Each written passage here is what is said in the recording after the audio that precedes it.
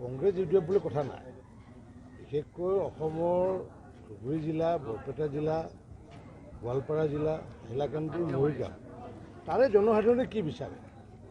তাৰে জনসাধাৰণে অন্তিম মুহূৰ্তত যিটো সিদ্ধান্ত গ্ৰহণ কৰে সেইটোৱে হ'ব।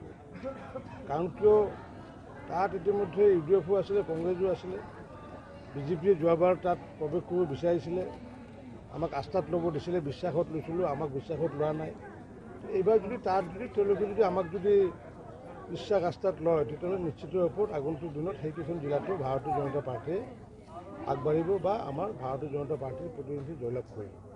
কিন্তু সেই অঞ্চলত তাত আজি যেনেকুৱাকৈ কিছুমান অঞ্চল আছে যে সেই পঞ্চায়তৰ যেতিয়া ইলেকশ্যন হয় তেতিয়া কণ্টেষ্টৰ কাৰ ইউডিএফ আৰু ভাৰতীয় জনতা পাৰ্টী। গতিকে স্বাভাৱিকতে এতিয়া সংখ্যালঘু অঞ্চলৰ মানুহে বিশেষকৈ গোৱালপাৰা জিলা, ধুবুৰী জিলা, হাইলাকান্দি অঞ্চলৰ মানুহে এতিয়া কংগ্ৰেছৰ প্ৰতি আস্থা হেৰাইছে। আগন্তুক দিনত মই ভাবোঁ যে হয় ভাৰতীয় জনতা পাৰ্টী নহয়তো অন্য কোনোবা দলক তেওঁলোকে ছাপোৰ্ট কৰিব, কিন্তু এইটো সময়ত দেখা পোৱা যাব। এইবিলাক ক'ত আপ টি এম চি অসমত ক'ত তেওঁলোকৰ কি সম্পৰ্ক আছে? টি এম চি ইয়াৰে মানুহে আমি কি কওঁ, ভূমিপুত্ৰ খিলঞ্জীয়াৰ কথা কওঁ নে নকওঁ? ৰাজনৈতিক ভূমিপুত্ৰ খিলঞ্জীয়া আমি সেইটো হয় নে নহয়? টি এম চি আপ টাপ ইয়াতে খিলঞ্জীয়াই নহয়। গতিকে আমি খিলঞ্জীয়া বুলি কৈ আছোঁ। এতিয়া ইয়াতে টি এম চি বা আপ ইয়াতে খিলঞ্জীয়া নেকি? অসমৰ মানুহে সেইটো আধাৰত সিদ্ধান্ত ল'ব যে সততে কাক ল'ব, সততে যাক লগ পাব সেইখিনি মানুহৰ লগত থাকিব, নহয় জানো? গতিকে ইয়াতে ক'ৰ কেজৰিৱাল মেজৰিৱাল এইখিনি আহিব নেকি? আৰু টি এম চিটো কি নাম, এইটো তৃণমূল। পশ্চিমবংগত যাই লগ ধৰিব নেকি? আমাৰ হিমন্ত বিশ্বক লগ ধৰিব, মোক লগ ধৰিব।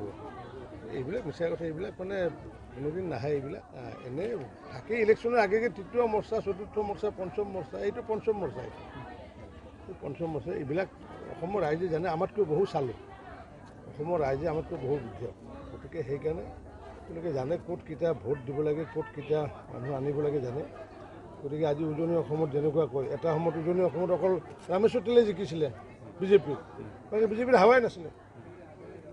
যেতিয়া দেখিলে যে নহয় নৰেন্দ্ৰ মোদী আহি গ'ল, তেতিয়া দেখিলে যে নহয় ঠিক মানুহ আহিছে। সমগ্ৰ উজনি মানুহ 16 চনত কি কৰিলে? ভাৰতীয় জনতা পাৰ্টীক ভোট দিলে। আৰু তেওঁলোকে বুদ্ধিয়ক কাৰণে তেওঁলোকে ভোটটোত দি পেলাই ধুনীয়াকৈ এম এল এ জিকিলে। সৰ্বানন্দ সোণোৱাল মুখ্যমন্ত্ৰী হ'ল, বেলেগৰ মন্ত্ৰী হ'ল, সেয়াই হ'ল, এম এল এ হ'ল। আমাৰ গোৱালপাৰা অঞ্চলৰ মানুহে, ধুবুৰী অঞ্চলৰ মানুহে এইবিলাক বুজিয়ে নাপায়।